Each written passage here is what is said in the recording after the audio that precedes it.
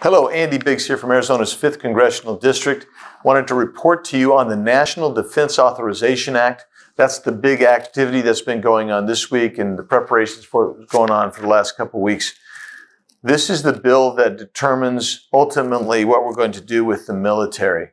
And so this spending bill is going to be north of $800 billion. It'll be the most expensive bill on military spending in the country's history.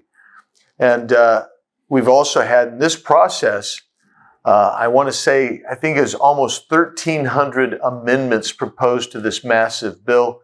And the Rules Committee made 650 of those amendments in order, which means that we actually, ostensibly, we're going to debate 650 of those amendments to see what goes in the NDAA and what stays out.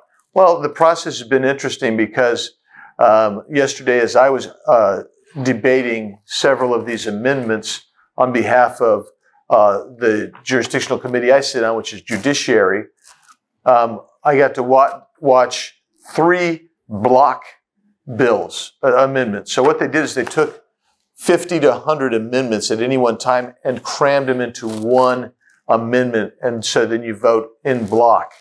And so the debate on that is truncated as well. It's just a matter of minutes. And it took probably longer to read all the amendments that were going in to that in-block amendment than if they would have actually debated those amendments, perhaps. Anyway, the bill has some merit to it. And one of the most important things, for me anyway, is the 4.6% pay raise that goes to men and women in the military. That's important, especially in this time of high inflation caused by Biden's policies. So we're sitting at a real inflation rate, 18 to 19%, but we're only going to give a 4.6% inflation adjustment. There is an additional bonus for service members who make less than $45,000. Those are actually positive aspects of this, but we have a long list of things, and I'm not going to go through all of them, but this NDAA is a very woke, ideologically driven bill. So the amendments that I was debating on yesterday all dealt with white supremacy, domestic terrorism, and investigations of the military, that type of thing. So this bill authorizes another $1 billion in new military aid for Ukraine. We've already shelled out $40 billion, plus we've given to Ukraine out of our stockpile, our inventory of missiles, for instance. Not from our surplus, but from our stockpile. So we're going to have to rebuild that. Joe Biden has given additional billions and billions of dollars from money that he has control over.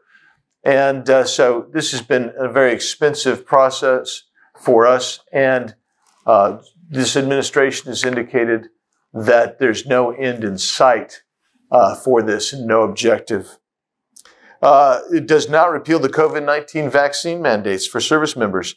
In fact, literally tens of thousands of service members have been kicked out. And what this bill does, in the previous iteration of this, they would be sent out and either be given a general discharge, but now they can be given a dishonorable discharge for failure to get a vaccine.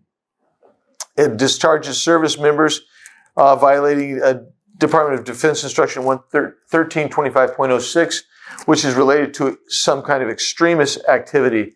And this instruction has been updated to include the Trump supporters related to January 6th and after January 6th. It continues to adopt a woke social agenda by establishing a gender advisory workforce, gender neutral fitness standards, which means that they're lowering them, and a sexual orientation and identity language. I don't know if you saw recently where the Navy put out their proper use of pronouns training video. So, and they continue to promise to grant abortion care even after the Dobbs decision. And then there's just a whole host of additional problems where we're going to be giving money to other militaries around the world We're going to report to other militaries on our progress on our woke policies, if you can believe that. So I'll keep you posted on this bill, and thanks for watching.